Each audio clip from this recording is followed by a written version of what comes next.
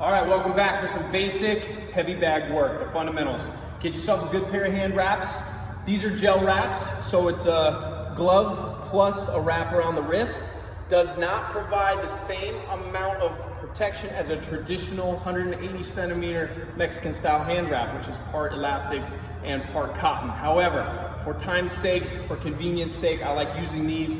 I do wrap it higher than it's supposed to be wrapped along the wrist, and then I cheat a little bit with my boxing gloves as well. Instead of just wrapping the wrist like normal, like that, I wrench it and I wrap it high, like that, which kind of eliminates the ability for my wrist to move. That's what we want. We don't want to be able to have the wrist get knocked back like that or pulled forward like that, okay? All right, get yourself some good gloves. Play-Dohs are my favorite, Play-Doh Reyes. They're gonna cost you a pretty penny, but they'll last you. These have lasted me 8 years and I beat the hell out of them. Okay, we're back to the basics on the bag. Elbows in, hands up. What's your distance? How far away are you supposed to be? Well, I want you to go full extension with your lead arm. Push the shoulder through, extend it as far as you can. Take 2 inches back. So it's a half a little step. You're 2 inches outside that reach. Why is that? This is my bubble. As soon as I get within that bubble, I'm striking my opponent. We're expecting to be struck by my opponent. I want to keep that bubble. I know that I'm safe. I know I'm outside my reach a little bit. I need to reach my opponent in order to throw. You're gonna step in slightly, lean forward, reach into your opponent. We're gonna start with the jab. What do we do first? Elbows in, hands up, relax. Your arms and shoulders should be in a position where you can stand and hang out there for a couple hours, right? If your shoulders are tight, you're tense and you're flexed, you're gonna waste energy, you're gonna lose snap, you're gonna lose pop and power. You're gonna be an easy sitting duck to your opponent. Relax, elbows in, nice and smooth. We'll start parading the feet. I always look through the viewfinder. So no matter what I do stance-wise, I've got my hands up, I'm looking through the viewfinder. I like to float my front hand a little bit, but never down here, okay? Never out here. Keep it like you're looking through a viewfinder. Elbows in, hands up, start with the jab. I'm 2 inches outside that full extension reach. I'm gonna step in and exhale. Start light. As you strike, you step, but don't lurch and overcommit. How do you test your stance and balance? A lot of shadow boxing to learn the fundamentals and to not get used to something stopping you. It gives you a false sense of security if all you do is work the bag. You got something you're gonna land against. A great boxer is gonna land a third of their punches. Think about that. Are you missing a third of your punches on the bag? If not, then you're learning bad habits.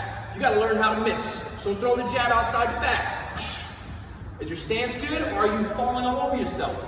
That's how you know you're throwing properly. Throw outside the bag, feel good about it, and then apply that to the bag. When you throw the left side, work on keeping the right side loose. It's very hard. What we tend to do is tense up over here, draw the bow and arrow, then we end up pushing this thudding punch, and we don't have snap. So you gotta learn to relax the opposite side. Turn half your body off. Easier said than done. Violence on the left, take a nap on the right. Work the jab, aim with the first 2 knuckles. Don't start hitting as hard as I do. Let's just connect. How's it feel? Solid connection to the ground. Solid connection to the bag. Keeping the elbow in, not flaring. Are you retracting it? Bring it back. My rule is, I touch the eyebrow. No matter what, bam! 2 jabs, 1 jab. I touch the eyebrow, then I can come down. Why? Because a sharp opponent might follow you right back. If they follow you right back and you're used to doing this, guess what you're gonna be eating for lunch? Another person's glove. So bring it back to the eyebrow, guess what happens? Bam! Guess who I can see? Peekaboo, bitch! I can still see my opponent. Throw the jab, look through the viewfinder. Ha! Ha! Once you master the jab, move on to the double. You don't have to go anywhere. I can throw seated in this spot. Maybe I'm in the middle of the ring. I don't want to give up any space. Sit on it. Let him come to you. Or if I want to move, come straight forward with the double jab. If I want to circle, seashell around my opponent, step to the sidewalk. Maybe I want to change direction mid-jab. Step left, step right. You should be able to do it all. Why? Because you practice the proper footwork fundamentals. We're moving on to the cross. Elbows in, hands up. We're right here. Where do we start? Down low. It's like I'm turning my foot on the floor, squashing the biggest cockroach you've ever seen, putting out a big old cigarette. Caca, don't smoke, drugs are bad. Elbow in, twist, roll the cross. Exhale. Don't flare the elbow, start light. How's that delivery feel? Are you squeezing the punch? Are you turning the punch over? Is that bag throwing you all over the place? Are you throwing, freezing, and losing your balance? It's a footwork problem. It's your problem, not mine. You gotta work on it. Elbows in, hands up. You should be like a fortress. Stagger stance, squeezing the watermelon between your legs to create that triangle base of power and control. Elbows in. Ooh, it hurts. Oh, he's sleeping. Power transfer from the floor up. Watch what I miss. See where I went? Fucking nowhere. Because I have control over my body. Bar fight, cross, boom. You get one shot only. And then you're on the floor eating bar stool. Elbows in, hands up. Let's put the two punches together. 1, 2. Stay controlled, take the power down. I know I'm getting you excited, start light. But I like that, baby. Make a good, solid connection. Control your body, rapid retract, bring it back. Notice where the chin is, notice where the eyes are, right through your soul. That's where I'm looking, right here, through your soul. Elbows tight, step, turn. Notice how I don't lunge and break the distance, crowding myself. Stay away as much as you can. He's got herpes. You want to beat him up, but not contract his disease. Basic 1, 2, okay? After that, throw the uppercut from the cross side, the rear side uppercut. We're gonna stand a little tighter. Elbows in, watch the delivery. You didn't even see it coming. You know why? Because I didn't telegraph it. It came from the hip. I keep the chin tucked. I turn the body, and bam, bah! I blow out his solar plexus. That's what he's gonna sound like. Elbows in. Ready? Turn. That's how you throw a Bruce Lee punch. Bruce Lee's 2-inch punch. Right here. Notice the transfer, the synchronization of the movement. I turn, right up the middle.